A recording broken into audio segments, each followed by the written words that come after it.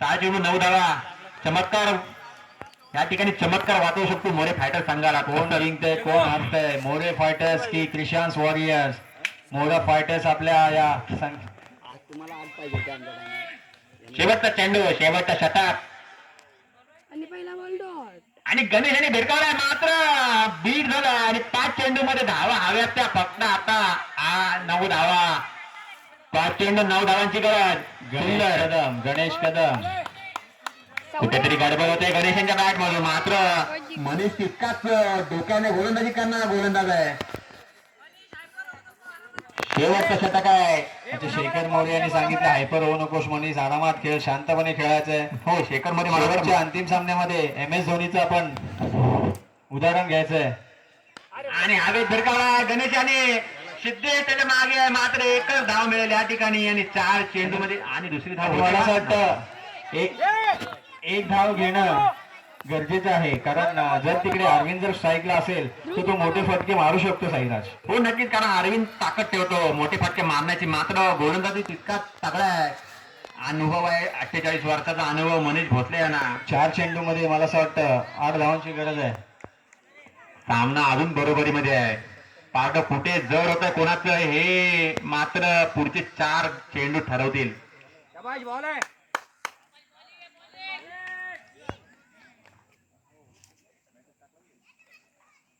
आणि कटावड्याची घेणे एक धाव पूर्ण. पाहूया किती धावा मिळतात. एक धाव समाधान मानवते की काय. मात्र 2 धावा धावण्याच्या नादात 2 धावा देखील पूर्ण. सुंदर थ्रो होता मात्र रनिंग तितकीच जबाब म्हणावी लागेल क्रियांश वॉरियर्स संघाची. आणि जिंकण्यासाठी हव्या 3 चेंडू 6 धावांची गरज. एका षटकारावर ट्रॉफीवर नाव कोरण्यात येईल एका षटकाराने. मात्र विकेट गेला तर त्याच ट्रॉफीवर नाव मात्र बदलेल. एक षटकार 1 विकेट. हो हो सूर जुळते. 3 चेंडू 6 धावा. समीकरण मात्र कुठेतरी जुळत आहे आता दोन्ही संघासाठी. लवकरात लवकर खेळायचं आहे. सामना लवकरात लवकर खेळायचा आहे. पुढे काळोख होणार आहे. आणि खराब चेंडू, वाईट चेंडू. 3 चेंडू 5 धावांची गरज. 1 धाव अतिरिक्त मिळते क्रियाशील 11 संघाला. मला असं वाटतं मनीष भोसले यांच्याकडून शांत संयमी खेळ करण्याची गरज आहे, कारण मनीष भोसले खूपच एक्सायटेड झालेले दिसत आहेत. शेवटच्या मॅच साठी प्रेशरही तितकाच आहे. मला असं वाटतं त्यांना अरविंदच्या ठिकाणी ट्रॉफी दिसते. लवकरात ट्रॉफी उडवण्याचा प्रयत्न आहे त्यांचा.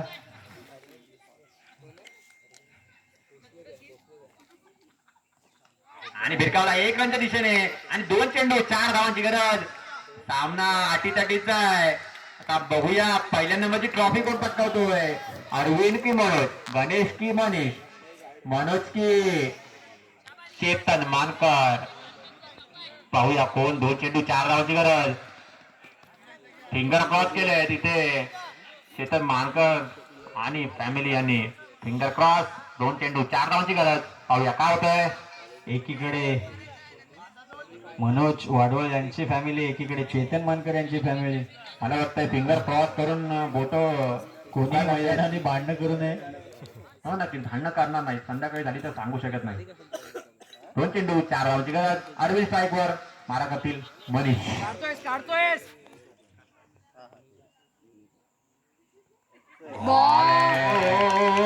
उत्कृष्ट असं गोलंदाजीचं प्रदर्शन पाहायला मिळतं मनीष भोसले यांच्याकडून.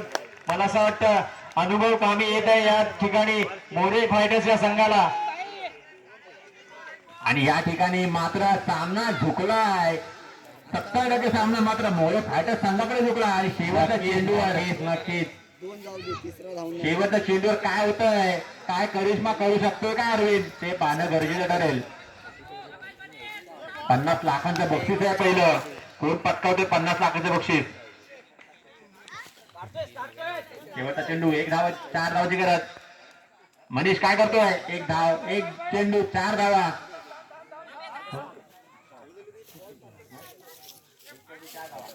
तीन धावा झाल्या तर सुपर ओव्हर होईल.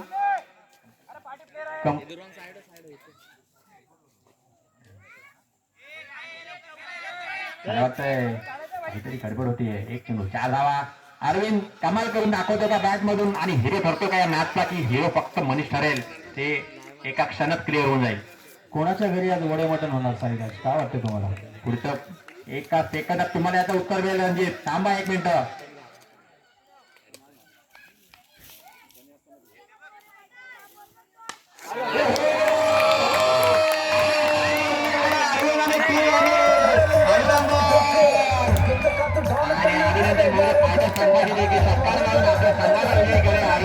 मयूर अरे जा का धावा सगळे धावा आणि तेवढंच अभिनंदन मोरे फायटर्स या संघाचं सुद्धा.